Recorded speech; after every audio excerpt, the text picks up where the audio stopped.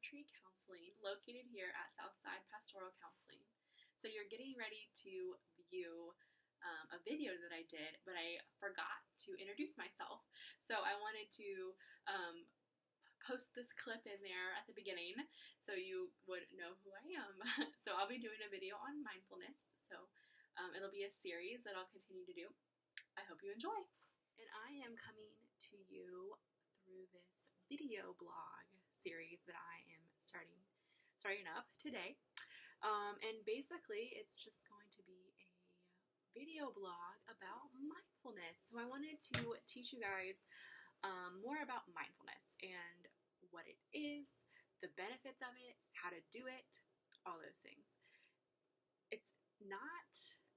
It's a very old practice actually, but it's kind of gotten like this revival recently. And I feel like a lot of people have tried to do it, but then they don't have a lot of success with it. So then they kind of just give it up. And it is very helpful if you're doing it the correct way. So basically, I just want to teach you guys more about it so you can learn about it and implement it for yourself. So you might be asking, well, what in the world is mindfulness? Well, I'm glad that you asked. So I really like to describe mindfulness to my clients when they first come into my office. They've never heard of mindfulness. I really like to describe it using this picture that I have here, and I'm going to show it to you. And I got this from the University of Michigan's website. They have a lot of really good resources on there for anxiety and depression and different mental health issues, and they have a lot of good resources. So I got this from there, but I really like this picture. So hopefully you guys can see. I'm going to hold it up here. So it might be backwards, but you still get the gist. So on one side you have a little stick figure here, and his thought bubble is just filled to the brim with different things going on. And then the other side, you have the little dog here, and he's just enjoying the scenery. So is your mind full, like the little stick figure guy, or are you mindful, like the little dog here? So mindfulness really, and I'm going to be glancing over to my notes so I can stay on track. Mindfulness is really just a way that we can observe the world and connect with our senses in a non-judgmental fashion. So all the time, not all the time, I shouldn't say, but most of the time we are on autopilot with our lives, and we are constantly thinking of a ton of different things at once, right? The world that we live in requires us to be multitaskers. And that is really exhausting on our minds. When are we ever fully engaged with the present moment and thinking about what we are doing right now? So during this video, you've been listening to me, and you probably maybe have been doing something else too. Maybe you've been talking to your spouse. Maybe you've been looking after your kids. Maybe you are driving. Hopefully not. Maybe you're doing your hair, getting ready for the morning, eating, who knows? Probably doing something else. Or if not, I bet you that your mind has probably wandered away from this video at some point since I've started talking for the past 3 minutes. So that is an indication of how fast our mind is always going. And mindfulness is a way that you can reconnect with the moment and just be present with yourself. And really that we do that by focusing on our 5 senses and engaging our senses with the moment and what's present with the world that we're currently in, and by being non-judgmental about what we're experiencing. So kids are really good at this, right? So let me give you a quick example here. Say you as an adult and a 5-year-old walk outside, and it's really cloudy out. So you walk out and you're like, oh no, it's so cloudy. It looks like it could pour down any second. I don't have an umbrella. I need to mow the grass. I'm not going to be able to mow the grass if it's raining and the grass is wet, and then I'm going to have to put that off further, and then I'm not going to be able to get to this cleaning that I need to do, and I'm going to be, That's a good, right? That's a good example. Your mind just goes to the next thing, to the next thing, to the next thing. We've all been there. Maybe not with that raining example, but we've been there before. One thing leads to another. A kid walks out, right? Same place. You guys are the same place. And looks up at the sky and sees the clouds and goes, oh, yes, it's gonna rain. That means there's gonna be mud puddles that I can jump in. And oh, look, that cloud kind of looks like a dinosaur, or that cloud kind of looks like a fish, or whatever. So they are looking at the clouds and experiencing what it's like. They're noticing what they see, and they are thinking positively about what's going to come. So how that relates to mindfulness. So mindful, the little stick figure guy, he is not even noticing what's going on in his world, right? He's automatically jumping, and that's not showing up very good, to all these other things, like who knows what he's thinking about. Looks like maybe being late for work, a presentation that he might have, some bills that are coming due in the mail. I see little letters coming through his door. Maybe there's a song stuck in his head. I see music notes. And then the little dog is just taking in the scenery around him, just enjoying his view. Same thing with that example that I gave. We walk outside, we see clouds, we immediately think all the things that we need to get done because of the clouds. A kid walks outside, sees the rain clouds, and says, oh, I'm going to enjoy this moment. I'm going to look up at the clouds, notice them, and experience, and just live presently. So it's something that we have as kids, but we move on from that as we grow older because of our demands of life. And really, mindfulness is kind of bringing us back to that simplicity, because simplicity is going to be very important to giving our mind a break and helping us to focus more on the positive aspects of our life and having that positive perspective. So there are lots of benefits to mindfulness. Well, first, before I tell you that, I want to tell you what mindfulness is not. So I kind of described like what mindfulness is, right? It's this awareness of the present, being non-judgmental, engaging in your senses, focusing on the here and now. Mindfulness is not stopping your thoughts. It's impossible for us to stop our thoughts. That's what our brain does. It thinks. We can't stop it. However, we can refocus our thoughts onto something better, something more positive, something to distract us. So we can't stop our thinking, but we can refocus our thinking. So mindfulness is not a tool that you can use to stop your thinking. It's just, how are we going to look at the world around us? How are we going to think about the world around us? It's also not a relaxation tool. So you're probably thinking, what? I thought you said that this would help me be more relaxed. Well, as a result, you're going to feel more relaxed with the positive thinking. But it's not in and of itself a relaxation tool. So I want to show you guys another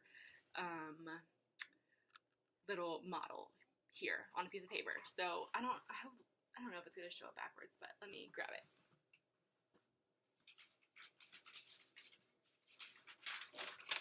So this is something that I use a lot, and my clients get tired of seeing it.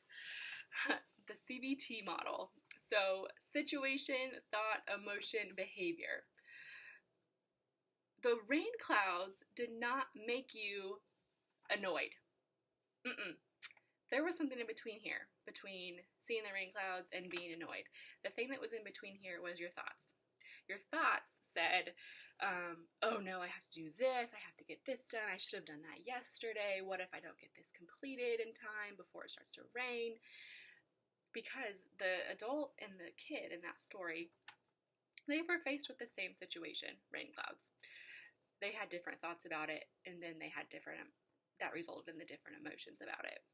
So, mindfulness is not a relaxation technique. It's not going to change the way that you're breathing, or like relax your muscles and make you less tense. It's going to change the way that you're thinking, and those different thought patterns are what's going to cause you to interpret the situation differently and have that different emotion. So I hope that makes sense, and we'll explore more about that as we go on. There's just so much that I want to teach you, and I know I can't fit it all into a video, a 10 to 15 minute video, and I'm already at 10 minutes, so I promise I'll be quiet soon. But, so mindfulness is not stopping your thinking, and mindfulness is not a relaxation technique. It will make you more relaxed as a result, most likely, but it's not in and of itself a relaxation technique. It's also not being, what's the word that I'm looking for? Like, I want to say willy-nilly, but that's a silly word. It's not being willy-nilly with your life and not planning anything, right? We say living in the moment. Well, we know that in order to be successful in life, we also have to plan for the future. But how do we break that down? How do we have times where we're successfully planning and then we're also living in the moment? You know, if we're always worrying and planning about the future, then we're missing out on what's happening right now, and that's not good either. So it's all about balance. Mindfulness has a time and a place in our lives that it's often neglected. So I want to bring that back. I want to show you that that needs to be brought back in. It's an important piece in your life that needs to come back so you can have that balance. And then it's not a religious experience. A lot of my clients come in and think, well, isn't that like rooted in the Buddhist faith? Yes, meditation is very heavily practiced in Buddhism, and they're onto something there, but it's not in and of itself a religious experience. I think you can incorporate it into religion. You can incorporate it into your prayer life. You can incorporate it into worshiping, focusing on God or whatever it is that you're worshiping, or you can incorporate it into your devotion time, but it's not a religious practice. But I think it could be incorporated into religion. So mindfulness is not stopping your thinking. It's not a relaxation technique. It's not neglecting planning for the future, and it's not a religious practice.